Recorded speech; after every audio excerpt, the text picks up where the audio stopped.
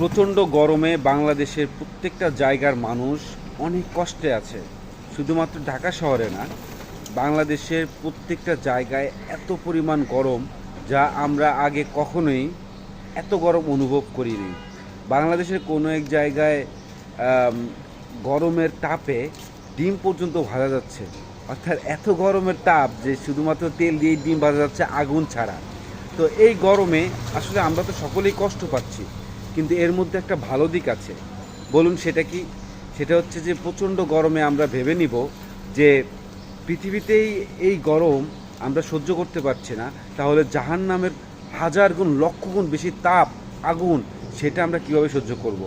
অতএব যখনই আপনার গরম অনুভব হবে, তখনই মনে করবেন যে এই দুনিয়ার সামান্য গরমে সহ্য করতে পারছি না, জাহান্নামের ভয়াবহ আযাব কীভাবে সহ্য করবেন। অতএব আল্লাহর দিকে ফিরে যান।